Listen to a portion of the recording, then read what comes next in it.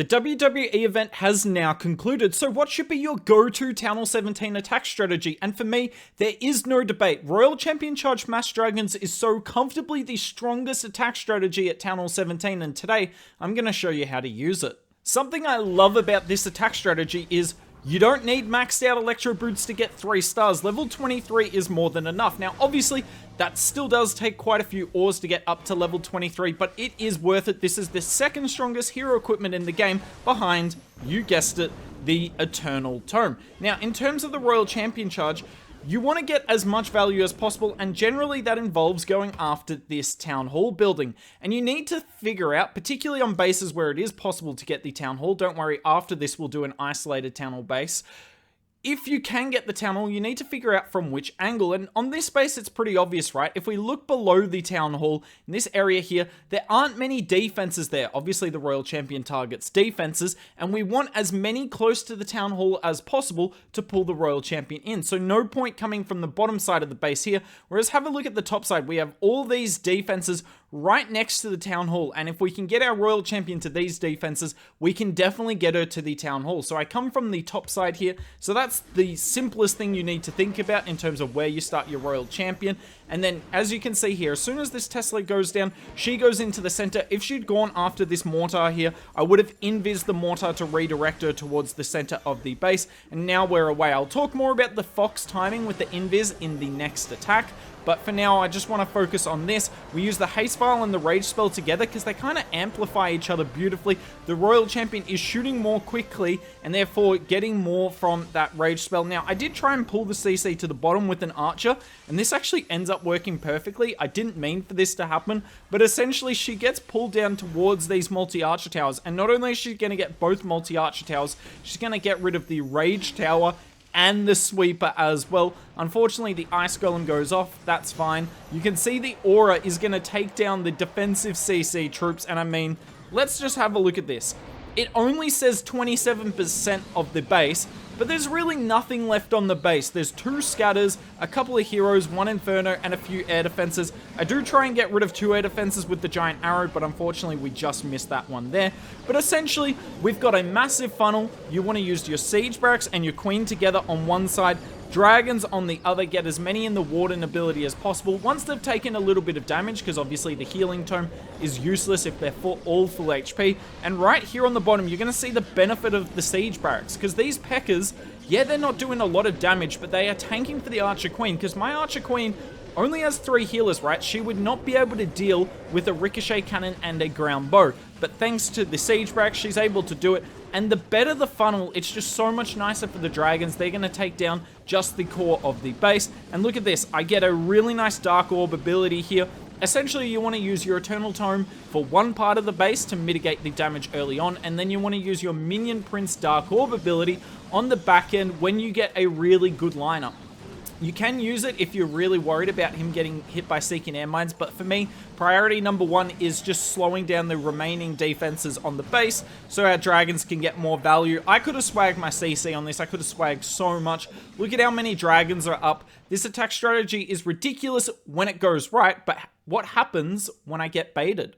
So let's talk about the invis timing with the Fox, because it is a very precise thing. And my general thing is, you want to put down your invis just as the Fox ends, but you don't mind if your Royal Champion takes a bit of damage, because the invis spell doesn't quite last long enough now to completely cover your Royal Champion. So notice this second invis was half a second early, and we are going to pay for it here. I'd much rather you be slightly late after your Fox ends than early like this. As you can see, the Fox is now 1 HP, which means even if the Fox can make the Royal Champion go invisible, it's just not worth the risk. We get stuck in a NATO. We've obviously hit a few giant bombs as well, and it's at this point that I realized the attacker had completely anticipated the entry. I see her going after the defensive king there, so I make sure I get the invis. More giant bombs. She is such low HP. I thought she was going to go down there. Thankfully, the Minion Prince doesn't shoot. And look at this. You always want to leave the defense on about 5 to 10% HP, then invis it so that the Aura can take down the rest. That way, you're actually maximizing the Aura here. So I should have made the... I tried to make the Poison Tower invisible. I should have made the Sweeper and the Builder Huts here invisible. That probably would have been smart. But look at this. In spite of getting baited, we still do get a pretty nice outcome here. We've cleared out one whole half of the base, but we haven't gotten rid of the Town Hall because it's basically impossible to get rid of the Town Hall on this style of base. Giant Arrow does some really nice damage, and essentially you just want the Siege Barracks and Queen to set such a good funnel that the Dragons have no choice but to go to the core. Now, unfortunately, the Ice Golem in the defensive CC pulls all of the Dragons over, and I mean all of the Dragons over. So it is going to be tough to get any of them to path towards the Town Hall, but thankfully one of them does. We got the Minion Prince here. I believe I used the ability... No, I don't. I thought I did. Huh. Look at that. That ability still somehow gets the Town Hall and all the defenses on the back end. And in spite of not really doing that good a Royal Champion charge, all we did in the end was just kept putting invises down. I didn't really get a lot of value out of the Fox. NATO and Giant Bombs did a lot on the base, but it just doesn't really matter. Minion Prince goes down, but I really like having the Phoenix with the Minion Prince. It's just super nice on the back end of the base.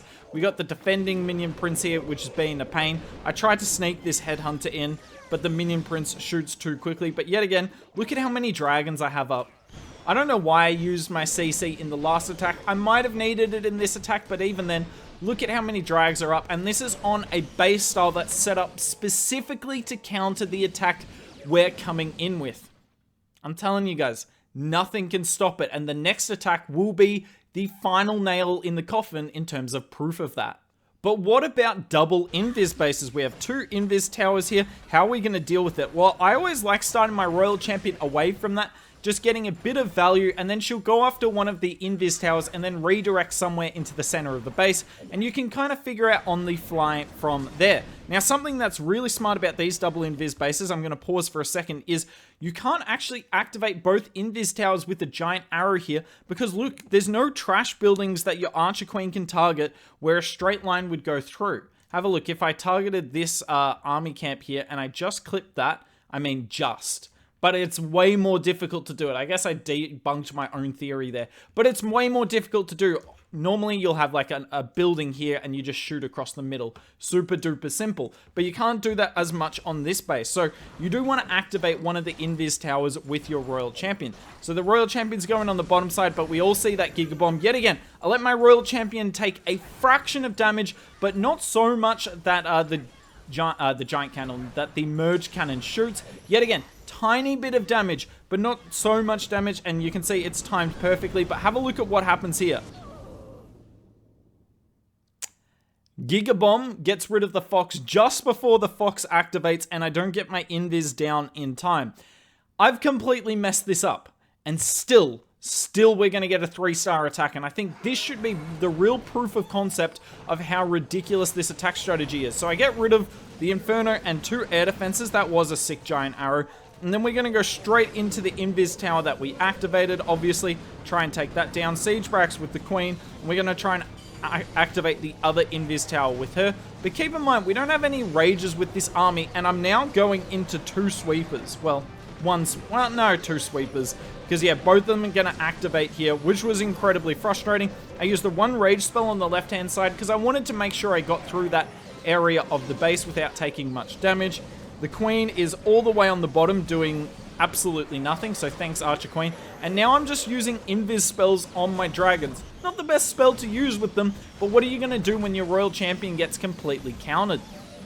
We've got the Warden in the center of the base. Have a look at this. You can guess where all the air traps are on the base. That was slightly frustrating, but we still are going to get the Town Hall down here. Minion Prince has gone to Phoenix mode on the top side of the base. Still got that Archer Queen on the right side. We get rid of that defensive Archer Queen, which is huge. This invis spell was super nice, except for that 1 dragon that completely avoided it. Then we use the second invis spell, and this does get kind of close. I mean, that geared up defense just hits like a truck.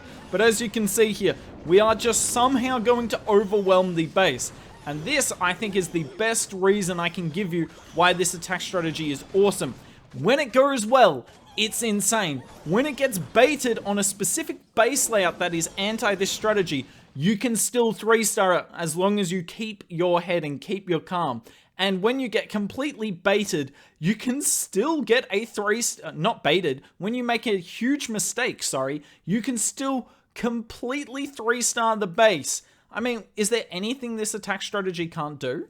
Do you agree with me that this is the strongest attack strategy in the game? Would love to hear your thoughts down in the comments below, and if there's any other town halls or attack strategies you'd like to see videos for, let me know, because I'd love hearing from you guys.